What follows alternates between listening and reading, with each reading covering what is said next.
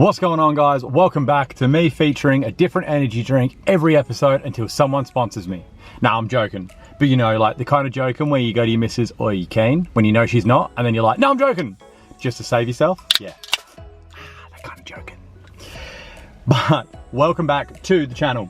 Today, I'm going to cover top 5 loves and hates of the Crown, because when I did the Supra, same video, a lot of you asked me, hey man, you're gonna do this on the Crown? Of course I am. It's content and you guys want it, so I'm gonna do it. So let's dive on in. Ah, delicious.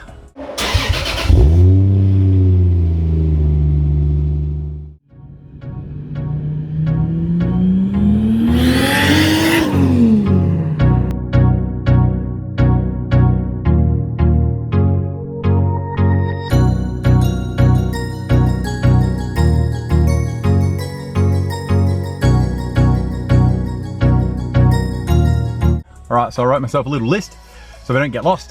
I'm gonna hit number 1. This is no specific order, but it is a list. So, number 1, the luxury and the tech of this car. Now this is a 2004. I know this goes from 04 to 08 in this model, the UZS186, but this is like 04. It's pretty old, and it comes with so much stuff. Like the demisters on your side mirrors, you've got your sunroof. I know it's not specifically luxury, but I love it. You've got sat nav. Yeah, you can't use it in Australia, but I'm sure I'll figure out a way somehow. You know, your heated seats, rear reclining seats. Do they have massage? I don't even know. There's so much tech on this car. I love it. It's such a nice daily. And the leather seats, they're comfortable seats. They're not just like, oh yeah, they're leather, get in them. You know, they're really comfy. It's just finished really nicely. Finished strong. Let's say that. It's finished strong. Number two is the airbag suspension. I like the fact it's already on airbags because you don't have to go through engineering. You don't have to be like, oh yeah, I changed the suspension to airbags. Can you sign me off? Go over the pits, blah, blah, blah, blah, blah. It's already on airbags. Now, I don't know if you upgrade to aftermarket bags, if you can just be like, still on airbags. I mean, I'm assuming so. It's still airbags. But also, yeah, the little aftermarket air controller, you chuck it in, you can slam it on the ground for photos and stuff, or drive it around if you want, whatever. Love it. I really, really like that feature. It's a really comfortable ride. Like, it's like driving on a cloud. You know, you don't buy a Crown for a performance car. Well, not this model, I wouldn't say. You're not gonna buy it as a drift car. You know, it's more of a cruisy VIP car. It's what it is. It's beautiful, I love it. All right, number 3. Number 3 is the V8. A lot of people that ask me about this car that don't have a Crown or don't know about Crowns, they just see me in a car park or whatever.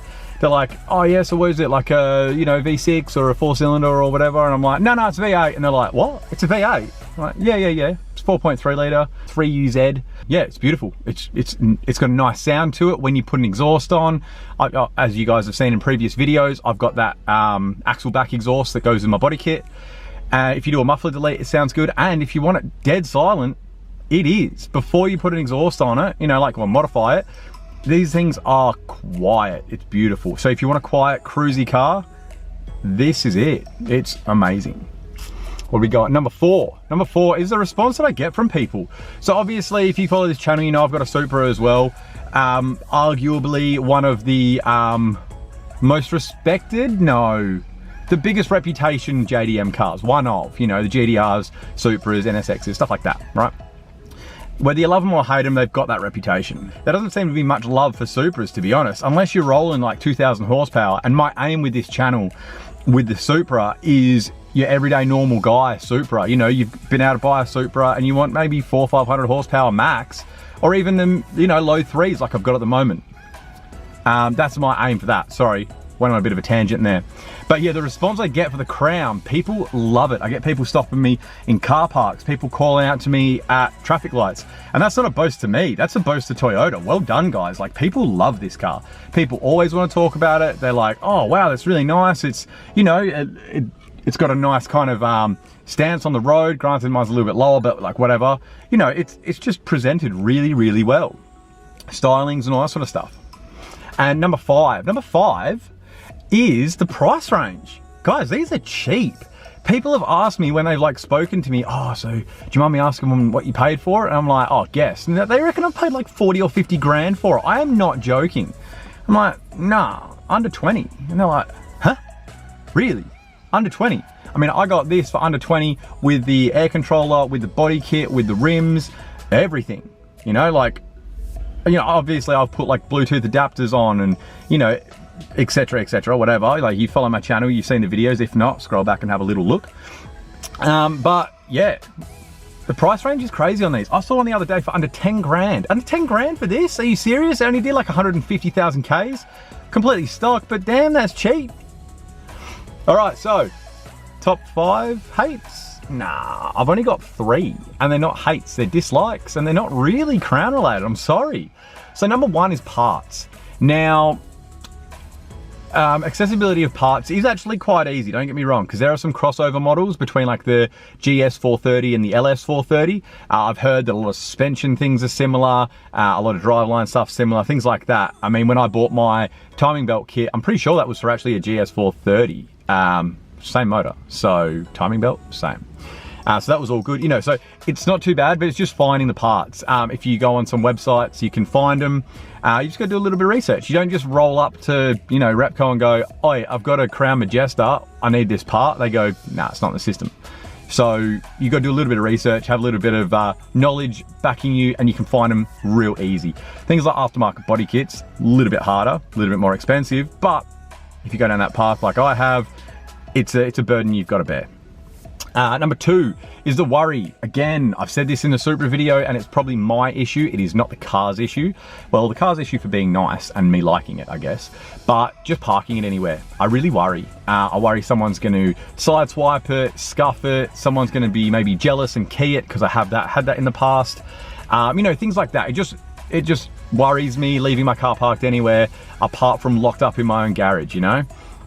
Even then, like, I go to bed and I check my garage door is closed every single night because I'm worried that, you know, someone's going to steal it. There are bad people in the world, but, you know, I worry. So yeah, number 2 is the worry about the car. Number 3, and the final one, I couldn't get to 5, but this one is crown related, the length. The length of the car. It's really long. I know it sounds silly, but I mean, I've been driving the Supra for years, and then I went to a Audi A3 daily, just a little cheap run around. Both quite short cars. Obviously the Audi's crazy short, you can park it anywhere. But the Supra is relatively short as well. You can park in any parking spot, and obviously, like the wheel stoppers, I don't go over them because I'll scratch my exhaust and things like that. But you can still be fully in a bay. I'm very, very pedantic when I park my car. It has to be perfectly straight. It has to be fully in the bay, everything, because the way I see it is how I park is how someone's going to judge me on how I am as a driver. If someone walks past my car and be like, "Oh man, that's a nice car. Shame you can't park." That's embarrassing. So yeah, it's the length. When you go up to the wheel stops, because obviously mine's lowered in the back with that 50mm kit, it does get pretty close. So I'll like reverse up, jump out the car, go and have a look to see how high the stopper is, because some are higher than others, and curbs and things like that, see if I can scoot over it. But normally the front end sticks out just a little bit, like not even half a foot, but it's a little bit that just kind of bites up my OCD, you know? But that's it.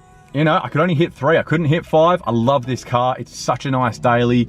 Oh, I guess you could say number 4 is it's not super fuel economic, but you're not buying a V8 to be fuel economic. I mean, come on guys. If you're buying a V8 to be fuel economic, you're doing the wrong thing. Ah, delicious. But that's it. So I hope this has been fun for you guys. It's been fun for me. This is surprisingly delicious. 3D. Come and sponsor me, bruh, please. Please like the video, guys. Please subscribe, please comment. Just get in there and comment anything you want. Like the video, share the video, help me blow this channel up. It's slow going getting to 1,000 subs. It's even slower getting to 10,000 followers on Instagram so I can do a swipe up for you guys. But if you've seen my recent post on Instagram on my Adam Letter one, if you go to Letterlegion, links in the description, I can do some like IGTV swipe up, make life easier for you guys to get to my videos.